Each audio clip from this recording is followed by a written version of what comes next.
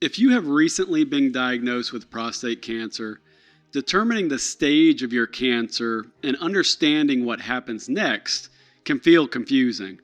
In this video, I'm going to break down the initial evaluation step by step in a way that is easy to understand. I'm Dr. Adam Kase. I'm a medical oncologist specializing in the treatment of prostate cancer, both in the clinic, treating patients, and in the lab doing research. When someone is first diagnosed with prostate cancer, the first major question is the cancer still localized to the prostate, or has it spread outside of the prostate? That distinction is extremely important because localized and metastatic prostate cancer are treated very differently. Let's begin with localized prostate cancer.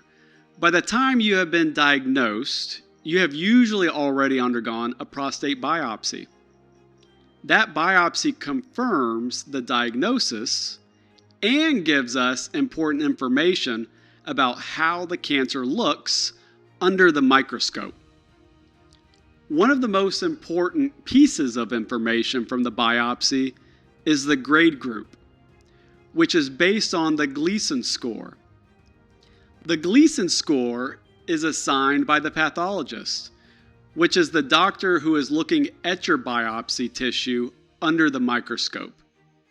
The pathologist looks at two most common patterns of cancer in the biopsy and assigns each pattern a number. Those two numbers are then added together to create the Gleason score. For example, a Gleason score of 3 plus 4 equals 7 is different from a 4 plus 3 equals 7. Even though both add up to 7, a 4 plus 3 cancer contains much of a higher grade pattern, in this case, a pattern 4, and is therefore considered more aggressive. To make this easier to understand, Gleason scores are organized into 5 grade groups. Grade group 1 is Gleason 6 and is generally the least aggressive prostate cancer. Grade group 2 is Gleason 3 plus 4.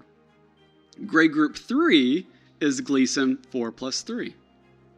Grade group 4 is a Gleason score of 8, whether it's 4 plus 4, or 3 plus 5, or 5 plus 3. And lastly, grade group 5 includes Gleason scores 9 and 10. In general, the higher the grade group, the more aggressive the prostate cancer is likely to be.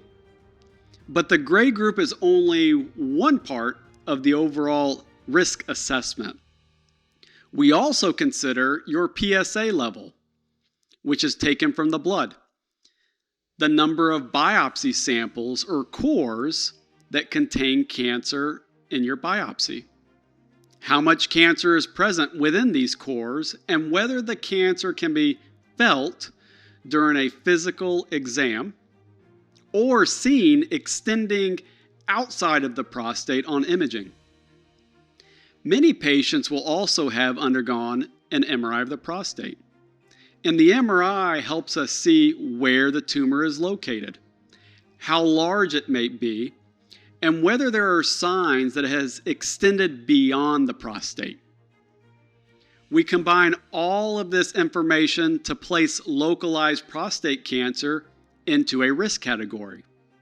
These categories may include very low risk prostate cancer, low risk, favorable intermediate risk, unfavorable intermediate risk, high risk, or very high risk prostate cancer. Why do these categories matter? Because they help us determine whether treatment is needed and when it is needed, and how aggressive that treatment should be. For example, some patients with very low risk or low risk prostate cancer may not need immediate treatment. Instead, they may be safely followed through an approach called active surveillance. Active surveillance usually involves regular PSA testing examinations, repeat imaging, and sometimes additional biopsies with your urologist. The goal is not to ignore the cancer.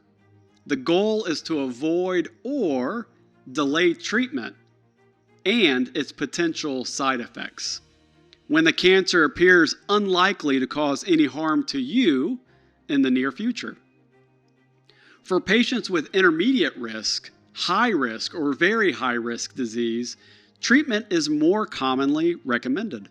Patients with unfavorable intermediate risk prostate cancer or high risk disease may also undergo additional imaging because they have a greater chance of having their cancer being outside of the prostate.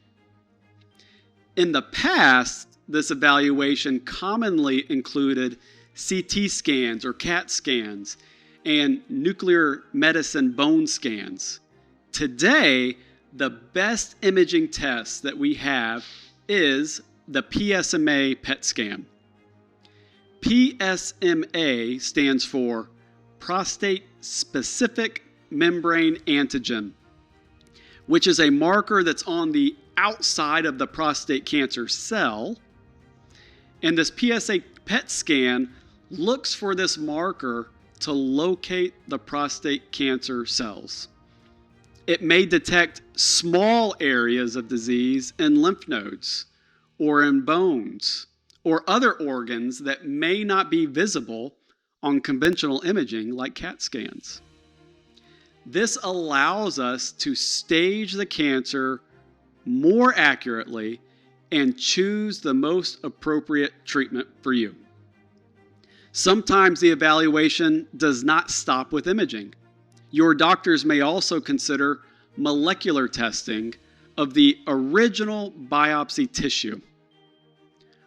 One commonly used test is called Decipher Prostate Test. Decipher Prostate Test evaluates patterns of gene activity within the prostate cancer and provides additional information about how biologically aggressive the cancer may be. This is different from germline genetic testing.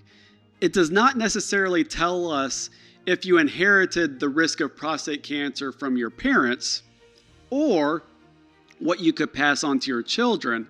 Instead, it examines the biology of the cancer found in your biopsy. The genetic tests, such as Decipher, can sometimes be helpful when the treatment decision is not completely clear. For example, it may provide additional information when deciding between active surveillance and treatment, or when determining whether a patient may benefit from more intensive treatment approach. However, this type of testing is not mandatory for every patient. It is another tool your medical team can use to individualize your care. Localized prostate cancer is most commonly treated by either a urologist, who is a surgeon, or a radiation oncologist. A urologist performs prostate cancer surgery or other procedures, most commonly a radical prostatectomy, which is removing the prostate. A radiation oncologist treats prostate cancer using different forms of radiation therapy. But for many patients with localized disease, both surgery and radiation treatment are reasonable options. One treatment is not automatically better for everyone. Each approach has different potential benefits as well as risks and long-term considerations. That is why I believe it's important to understand your options from the physicians who specialize in delivering each type of treatment.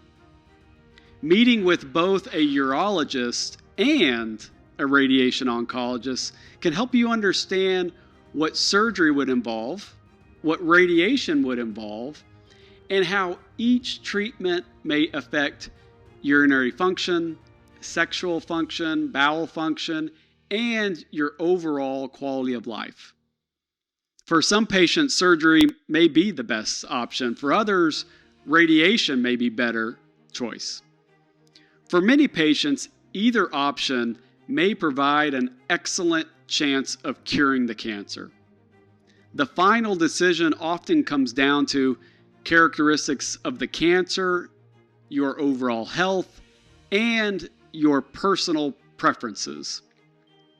If you take one thing away from this video, let it be this: a new prostate cancer diagnosis is rarely an emergency. Even at a higher risk stage, you almost always have time to meet with your doctors, ask questions, and make a thoughtful decision, not a rushed one. So let's recap. After a prostate cancer diagnosis, we first determine whether the cancer appears localized or whether it has spread. For localized prostate cancer, we use PSA, biopsy with grade group, amount of cancer in the biopsy, physical examination, prostate MRI, and sometimes additional imaging or molecular testing to define the level of risk. That risk assessment helps us determine whether your cancer can be safely monitored or whether treatment should be considered.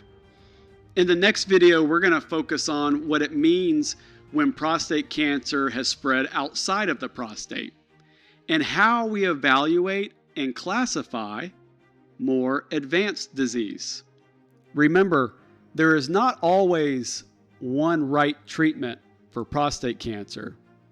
The goal is to find the right treatment that is right for you. I'm Dr. Adam Kase. Until next time, choose hope.